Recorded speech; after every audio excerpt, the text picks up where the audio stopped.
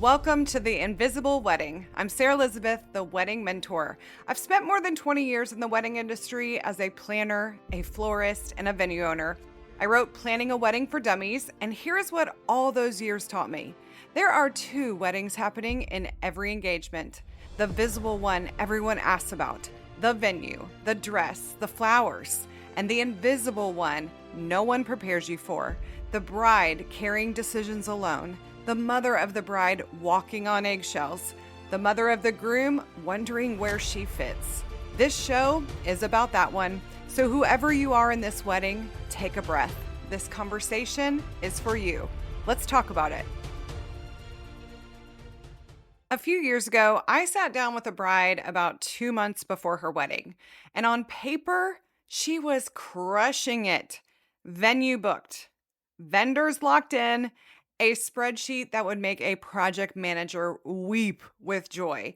And she looked at me and she said, "Sarah, I don't think I have enjoyed a single week of this." And said, "Everyone keeps asking me about the wedding, the flowers, the food, the dress, and I can answer all of it, but nobody has asked me, how am I doing?" She was not behind on a single task. Nothing was going wrong, and she was miserable. And here is why. She was carrying two full-time jobs at once, and only one of them was visible. Welcome in.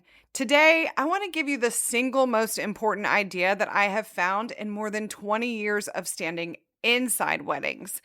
And it applies to you whether you are a bride, the mother of the bride, or the mother of the groom. Most people think there is one wedding happening, the one that everyone sees, the venue, the dress, the flowers, the guest list. That is the visible wedding. It's the one that Pinterest was built for. It is the one every checklist on the internet is trying to help you with. It is the one everyone asked you about at dinner. But there is a second wedding happening at the exact same time, and almost nobody talks about it. It is invisible. You cannot put it on a spreadsheet. You cannot pin it to a board. For a bride, the invisible wedding is the pressure of decisions that feel so permanent. The weight of everyone's expectations. Managing her mother's feelings and his mother's feelings while nobody manages hers.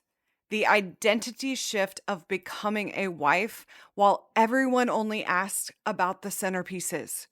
For the mother of the bride, the invisible wedding is the shifting relationship with her daughter, learning what is hers to carry and what is not anymore, staying connected while letting go.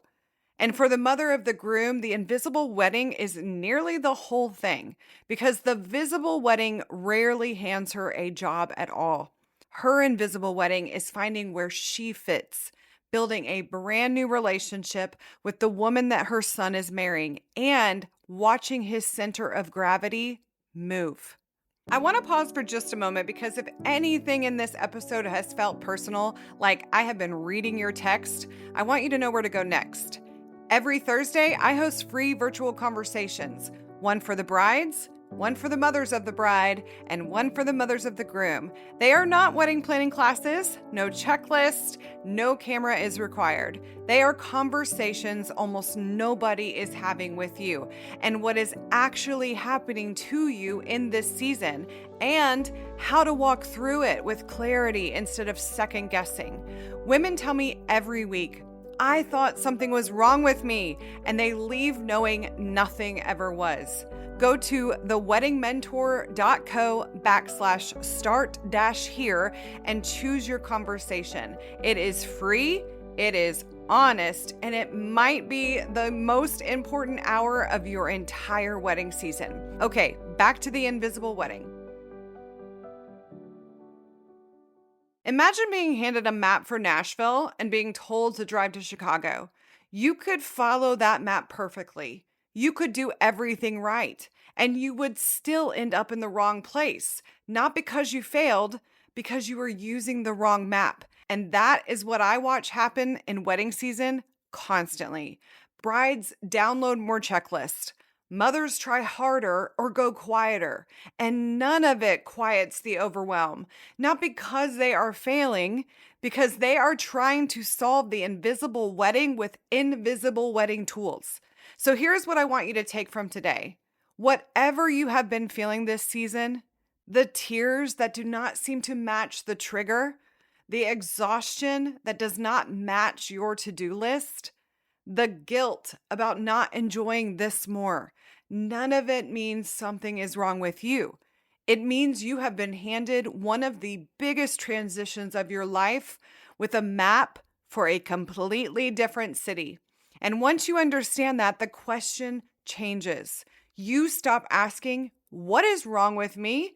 And you start asking, what do I actually need to walk through this well? That question has an answer.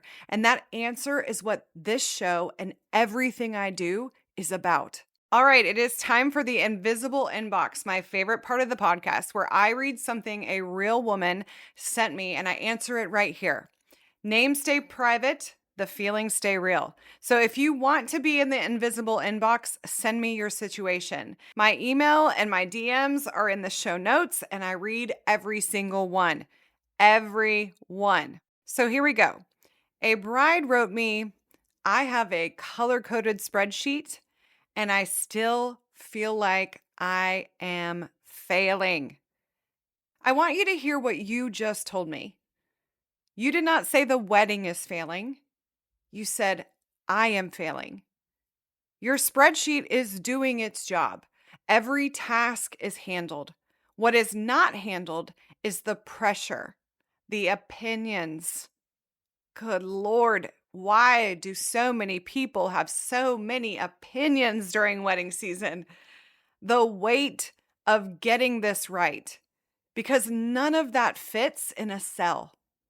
You are not failing.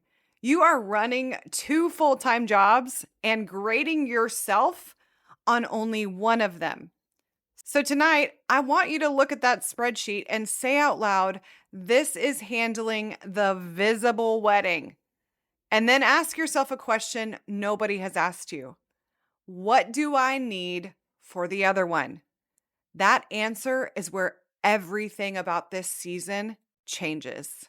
Thank you for spending time with me today. If this episode stirred something in you, do 2 things. First, send it to the person planning an invisible wedding of her own, the bride, the mother, the friend carrying this season quietly. That is how this show finds the women who need it. And second, come sit with me on Thursday. My free virtual conversations for brides, mothers of the bride, and mothers of the groom are at theweddingmentor.co/start-here. Come as you are. You do not have to figure this out alone. I will meet you where you are right here next week so we can talk about it.